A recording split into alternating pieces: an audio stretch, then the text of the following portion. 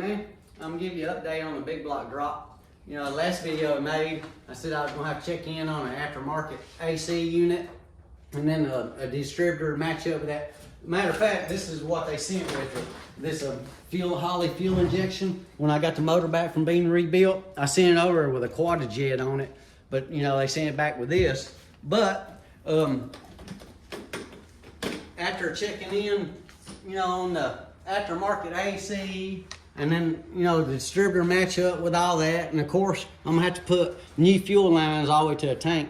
You know, high pressure metal fuel lines, because I think it's 53 or 58 pounds of pressure I'm gonna be, you know, looking at.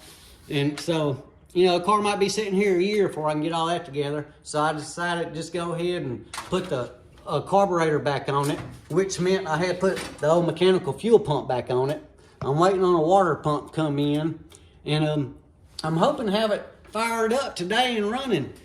You know, it's been a long time going. I pulled, you know, the motor was pulled in my driveway. I thought I was just gonna freshen it up and put bearings in it, but I ended up having to go get it rebuilt. And, you know, I brought it to the machine shop and they built it like they, you know, to last. So, you know, I'm gonna go ahead and build it right, do everything right, and get it running. But, I'm gonna, you know, get a in-tank fuel pump, electric fuel pump versus one mounted on the outside, just for the reason, you know, you drive your car 2-3 hours, mounted on the outside, that fuel pump gets hot. But also, see this, on this car, the fuel pump is mounted on the outside. And listen when I hit the key.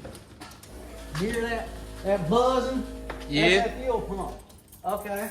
Well, you know, a car like this, you don't want to pull up and the big buzz and making noises like that. So I'm gonna get that fuel pump that sits in the tank. So, and I know the real car guys probably sick because I tore the original air conditioner out of it, but I saved it, put it back in. But come find out, this was a 68 block and the heads on it were 72 or later. But I did manage to get the original heads and block. And by the way, I got a building full of parts. If anybody had old Firebird they're trying to restore, basically all you would need is a body and the doors. You know, I'm a fair and honest person, and you know, I got the rest of the parts. They ain't doing me no good sitting in that building. So if you want to put your car together, here's your opportunity. All right, man. I don't know what else to tell you about it other than this evening. I hope to have it running. I like the color of that paint on that block here. Oh man, that's not even the right color probably.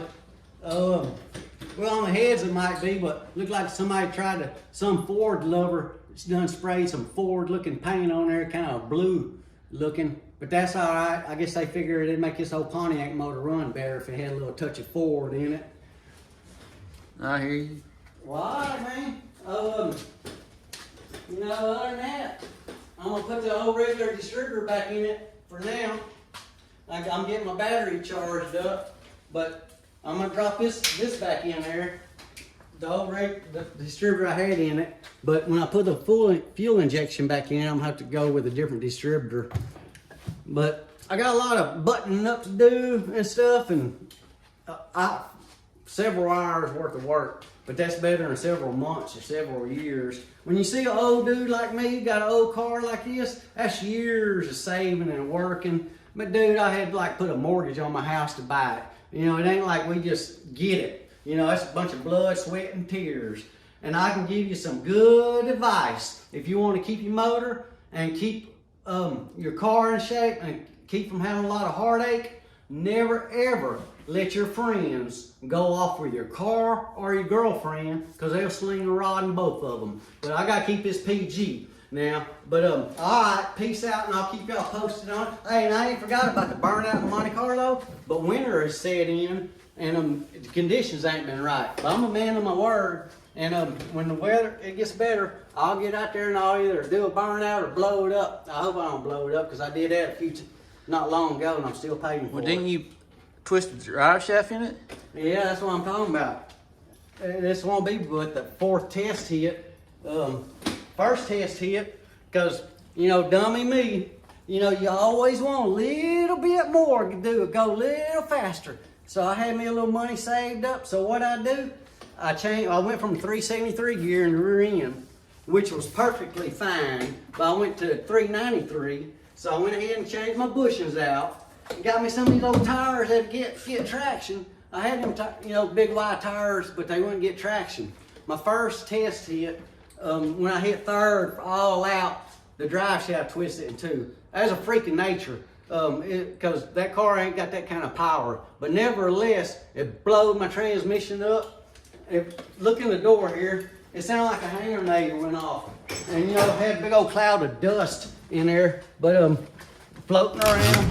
If you can look at the back, let me get out of your way, the back floorboard over there, where it, I don't know if you can see it or not, but right there where, it blowed up through there.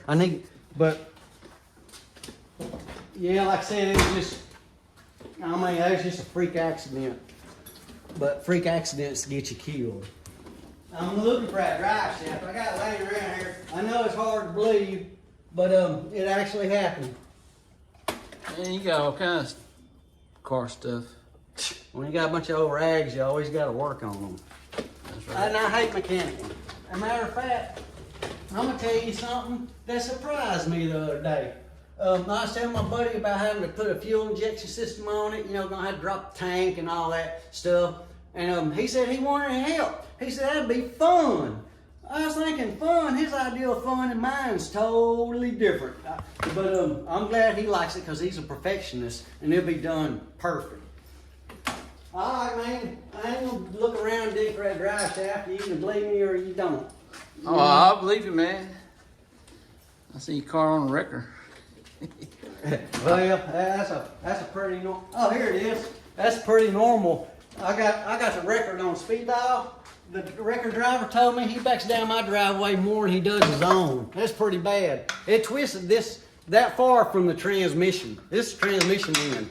And the rest of the drive shaft, I don't know what happened to it. It busted off my yoke on my rear end, shattered my transmission to pieces.